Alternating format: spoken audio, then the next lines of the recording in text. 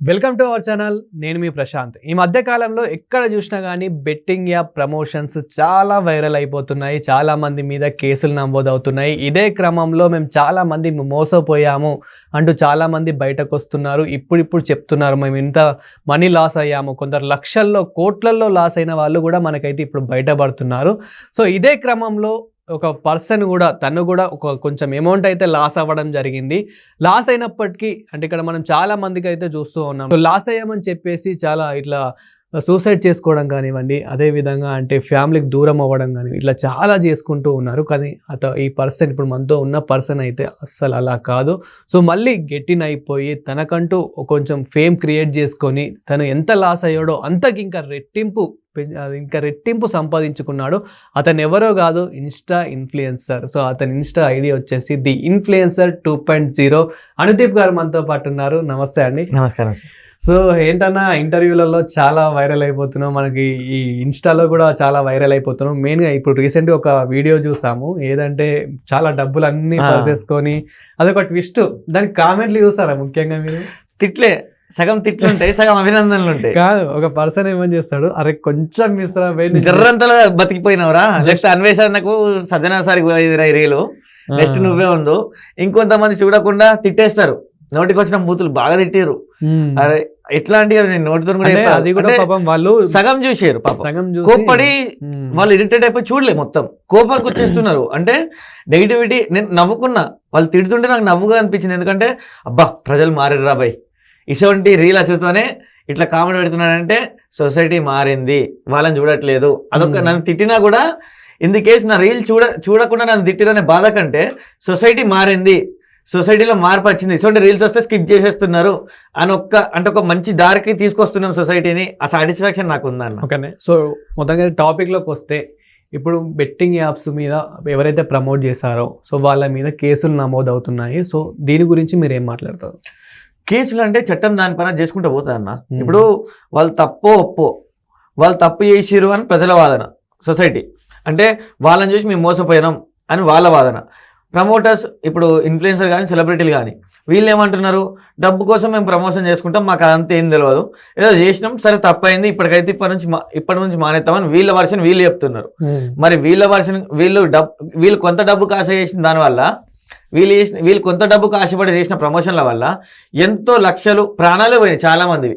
So వాళ్ళందరూ ఒక పక్కన ఉన్నారు, వీళ్ళు ఒక పక్కన ఉన్నారు. ఈ న్యాయస్థానానికి పోయినాక వీళ్ళ మీద ఎలాంటి శిక్షలు నమోదైనాయి దాన్ని బట్టి అక్కడ తీర్పుకు న్యాయవాదులు ఇస్తారు. ఇంకా మనమైతే దాంట్లో చర్చించుకోవడానికి లేదు.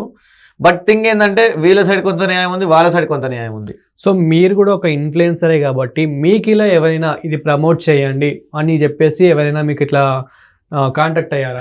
ఫస్ట్లో అయ్యారు 1 monthకి 47,000 అట్లా వచ్చింది ఆఫర్. అంటే మెసేజ్ పూర్వకంగా 47, ఫోన్ చేసి 1,00,000 ఆఫర్ చేసారు. వాళ్ళు ఫోన్ చేసి 1,00,000 ఇస్తామన్నారు నెలకి. కానీ టెంప్ట్ అయ్యేవాడినేమో, ఆ మినిట్ టెంప్ట్ అయ్యేవాడినేమో ఆలోచించిన. అంటే పైసకి ఎవడైనా లొంగుతున్నా, నేను పెద్ద అదేం కాదు, నేను గరీబోని. మా అయ్య రోడ్డు మీద కూరగాయలు అమ్ముతాడు, ఎంత గరీబోని నేను, అంత గరీబోని. టెంప్ట్ అవుతాను. టెంప్ట్ అయ్యే మూమెంట్లో నా టీమ్మేట్లు, అంటే టీమ్ ఏది లేదు నాకు, ఫస్ట్ ఒక్కనే వీడియోలు చేసుకుంటూ వచ్చిన. అంటే నా దోస్తు వాళ్ళు ఉండే, మేము కష్టపడమారా నీకోసం, మా వాళ్ళ బుద్ధి అదే, మా మంచి వాళ్ళది. ఎట్లా అంటే వాడు కష్టపడతాడంటే వానితో పాటు మేము కష్టపడి వాడిని పైకి తీసుకొచ్చామని చూస్తాం మా మంచి వాళ్ళు. ఇక ఇదే పంచాయతీ మాది. ఎట్లా అంటే వాడిని ఎట్లా తొక్కడం చూడరు. మా దోస్తు వాళ్ళు ఉండే మేము చేస్తాంరా, నువ్వు పైసా అద్దేమద్దు, మేము లేమా నీకు అని చెప్పి వాళ్ళు చేసారు. అయితే వాళ్ళ సజెషన్ తీసుకుందామని చూసిన. శ్రీకాంత్ అన్న, రంజిత్ కాసాల రంజిత్ అని మా దోస్తులు ఇద్దరు. శ్రీకాంత్ అన్న సింగరేణి డ్యూటీ పోతే మళ్ళీ రాడు, అండర్గ్రౌండ్కి వెళ్ళిపోయి ఫోన్ కలుపుతలేదు. రంజిత్కి ఫోన్ చేసిన, అరే ఇట్లా 1,00,000 మామ సెట్, మంచి ఎంజాయ్ చేయొచ్చు, ట్రిప్పులు ఏమంటావు అన్న. వాడు ఎట్లా తిట్టిండంటే ఇప్పటికి స్టిల్ నాకు చెవుల్లో అవే రిమెంబర్ అయితే. అంటే ఇక్కడ మీరు 1,00,000కే ఇంత టెంప్ట్ అయిపోయారు చెప్తున్నా కదా, కొన్ని కోట్లలో ఆఫర్ చేస్తున్నారంట. సో కోట్లు కూడా సంపాదించిన వాళ్ళు ఉన్నారు ఇప్పుడు ఇన్స్టా ఇన్ఫ్లుయెన్సర్స్. అయితే నేను ఆ 1,00,000 కూడా చేద్దామా వద్దా, ఫస్ట్ నాకు చేయొద్దనే ఉంది. బ్లైండ్ నేను 90% చేయను, బట్ ఒక్కసారి అడుగుదామా వీళ్ళు ఏమంటారు అని చెప్పి వాళ్ళకి ఫోన్ చేసిన. వాళ్ళు పొట్టు తిట్టారు, రే సిగ్గుందరా మనం ఫేమ్లోకి వచ్చింది దాంతోనే మళ్ళీ అట్లా చేసి ఎంతమంది ప్రాణాలు లాస్ చేస్తావరా, నీకు అవే కావాలంటే నేను వేరే ప్రమోషన్లు ఇప్పిస్తాను నీకు, నేను వాళ్ళ రియల్ ఎస్టేట్ దగ్గర నేను పోతాను, నువ్వు పోకు, నేను పోయి నీ బతిమలాడి మరి నీకు ప్రమోషన్లు ఇప్పిస్తా, అది చేయకు, అది చేస్తే మనం మానవ మృగంతో సమానం రా అని చెప్పి తిట్టిరు. అప్పుడు నాకు ఆ ఉద్దేశం లేదు, కానీ మీ డిసిజన్ అడిగిన మామ అని చెప్పి సరే అక్కడికి అయిపోయింది. సో అట్లా గైడెన్స్ ఇచ్చే వాళ్ళు కూడా నాకు మంచిగా ఉన్నారు నా టీంలో. దానివల్లనే ఇప్పటిదాకా స్టిల్ నేను ఒక ఇన్ఫ్లుయెన్సర్ 2.0 ఇప్పటికీ ఇన్ఫ్లుయెన్సర్ అందరికి విరుద్ధంగా సొసైటీ కోసం పనిచేస్తున్నాడు అంటే నేనెంతనో నా టీం అంతా. సో అన్న ఇప్పుడు చాలా మంది మోసపోయిన వాళ్ళు ఉన్నారు అండ్ చాలా మంది చనిపోయిన వాళ్ళు ఉన్నారు, అందులో చాలా మంది ఇంకా డిప్రెషన్ లో ఉన్నారు. ఇప్పుడు ప్రస్తుతం అంటే చనిపోయిన వాళ్ళని పక్కన పెడితే డిప్రెషన్ లో ఉన్న వాళ్ళు ఎలా గెటిన్ అవ్వాలని సుఖమైన సావు అన్న చెప్తాను కదా. అంటే సావు తప్పే, కానీ ఎందుకు అంటున్నా అంటే అంతకంటే నరకం అన్న ఈ బతుకునుడు. ఇంట్లో పడ్డాక ఈ ఊబిలో పడ్డాక పైసలు ఉండే ఆడాలంటే, కానీ ఆడాలనే మోజు ఉంటుంది. ఆడాలి చీదురుదా, ఆడాలి మైండ్ పనిచేయదు, ఆడకపోతే మైండ్ పనిచేయదు. 100 ఉంటే 100, 10 ఉంటే 10, లక్షలు వేసిన గేము 100 ఉంటే 100 ఎత్తాడు, 10 ఉంటే 10 ఎత్తాడు. కానీ ఆడాలి, ఆ మైండ్ పనిచేయదు, మనిషి మారడు. ఎన్ని రిహాబిలేషన్ సెంటర్లు తీసుకుపోయినా వాడు మారడు. లాస్ట్కి ఎట్ ది ఫైనల్ కాస్ట్ మన దగ్గర 500 ఉంటే 500 పోగొట్టుడే. అప్పుడే సెల్ఫ్ సాటిస్ఫాక్షన్ అవుతుంది. పైసలు పోగొట్లే సెల్ఫ్ సాటిస్ఫాక్షన్ అవుతుంది. వీళ్ళ దారిలో అలవాటు అయిపోయారు ఆల్రెడీ. దానికి చెక్ పెట్టుడు ఎట్లా అంటే ఫోను ఇవి దూరం పెట్టి మనుషుల ప్రేమ దగ్గర చేయాలి. మనకి మనుషుల గురించి ఇంపార్టెన్స్ తీసుకురావాలి. మన లైఫ్ ఇది, మనం ఇట్లా రావాలని మోటివేషన్ చేసుకోవాలి. దాంతోపాటు ఇప్పుడు తల్లి ప్రేమ కానీ, భార్య ప్రేమ కానీ, పిల్లల ప్రేమ కానీ ఎంత ముఖ్యమో ఇట్లనే ఆయనకి ఖాళీ టైం దొరకకుండా పని కూడా కల్పించాలి. ఒక నిలకడ ఒక పని ఉంటే వాడు దీని జోలికి రాడు. ఒక పని చూపించి ఒక దారి చూపించి వదిలేయాలి. కూడా కాళ్ళు ముక్కు దండం పెట్టి ఎట్లా ఒకలా వాడిని ఒక పనులకు నెట్టాలి. మనం ఆ పనులకు నెట్టి సక్సెస్ చూపించాలి వానికి. నాకు ఒక ఇంట్రెస్టింగ్ స్టోరీ కూడా తెలిసింది. ఇది రియల్ ఎస్టేట్ తెలుసు కదా మీకు. ఇప్పుడు ఒక ల్యాండ్ అమ్మిస్తే కమిషన్ కొంతమందికి ఏజెంట్స్ ఉంటారు. అవును, ఇప్పుడు మనం కూడా అమ్మి పెట్టినా కానీ మనకు కమిషన్ వస్తుంది ఎంతో కొంత. సో అలాంటిది కథ. ఒకడు ఇట్లనే బెట్టింగ్ ఫైనాన్స్ పడితే వాడిని వాళ్ళ మామగారు అంటే భార్య వాళ్ళ నాన్న తెలివిగా ఏం చేసిండు, ప్లాట్ల అల్లుడు నీకు కమిషన్లు వస్తాయి ఇవన్నీ ఎందుకు మనకి అని చెప్పి నాతో ఏమవుతుంది మామ అన్నాడు. పోయిండు, పంపించినాక ఏంది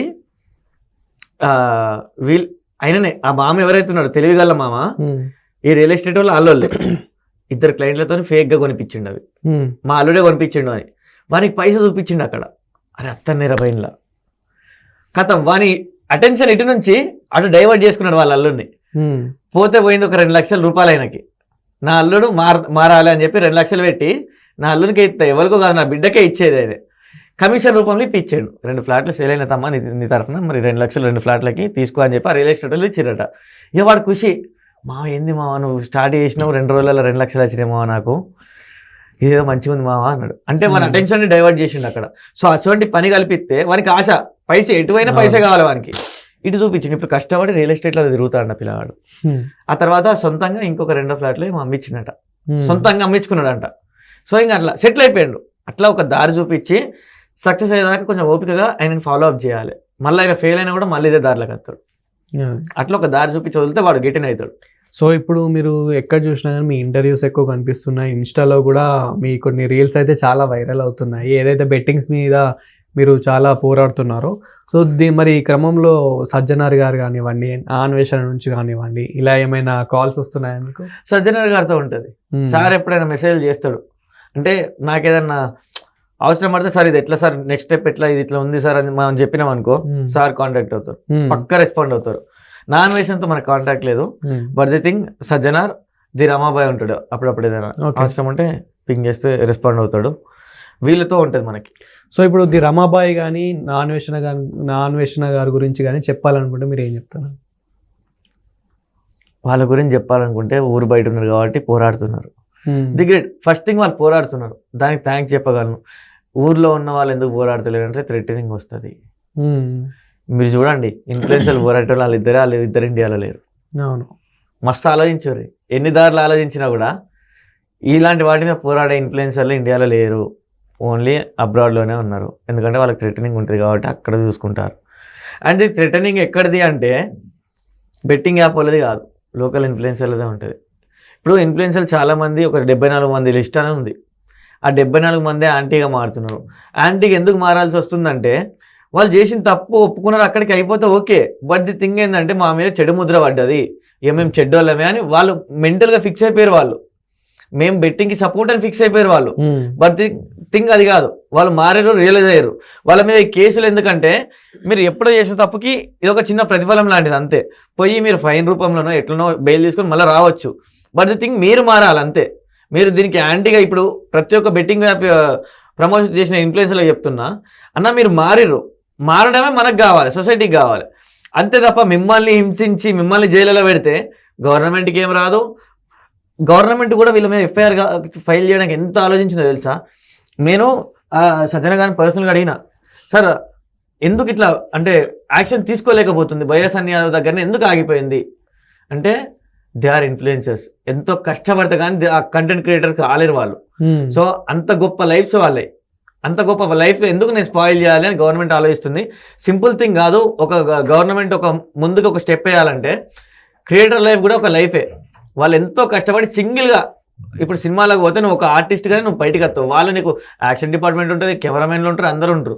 కానీ ఇన్ కేస్ ఆఫ్ ఇన్ఫ్లుయెన్సర్ వాళ్ళందరికంటే గొప్ప, ఇప్పుడున్న నటుల కంటే ఇన్ఫ్లుయెన్సర్స్ గొప్ప. ఎందుకంటే వాడే రీల్స్ తీసుకుంటాడు, వాడే ఎడిటింగ్ చేసుకుంటాడు, వాడే హీరోగా కనబడాలి, వాడే కాస్ట్యూమ్ డిజైన్ చేసుకోవాలి, వాడే మేకప్ వేసుకోవాలి, A to Z వర్క్ చేసుకునేది ఒక ఇన్ఫ్లుయెన్సర్ మాత్రమే. అందుకే వానికి రెస్పెక్ట్ ఉంటుంది. ఆ రెస్పెక్ట్ని ఉద్దేశించే ఇన్ని రోజులు డిలే అయింది. కానీ సూపర్. ఏం ఆలోచించింది అన్న ఒక ఇన్ఫ్లుయెన్సర్ లైఫ్ గురించి, అంటే వీళ్ళు అసలు ఎవరి గురించి ఆలోచించకుండా యాప్ల గురించి ప్రమోట్ చేసే వాళ్ళ గురించి కూడా సజ్జనార్ గారు ఒక విధంగా ఆలోచించారు అంటే చాలా గ్రేట్ ఉంటుంది. వాళ్ళు యాక్షన్ మాత్రం తీసుకుంటున్నారు. లా అనేది ఉంది, లా అనేది ఉన్నది యాక్షన్ తీసుకోవడానికి. వాళ్ళు చేసిన తప్పు ఇప్పుడు కాదు, నువ్వు 20-30 సంవత్సరాల కింద చేసినా లా చట్టం తన పని చేసుకుంటూ పోతుంది. బట్ ది థింగ్ ఏంటంటే ఎదుట ఉన్న వ్యక్తి ఎవరు, వాళ్ళకు ఉన్న ఇంపార్టెన్స్ ఎటువంటిది, వాళ్ళు ఎంత కష్టపడితే ఆ స్టేజ్కి వచ్చారు, అదే ఆలోచిస్తుంది అంతే.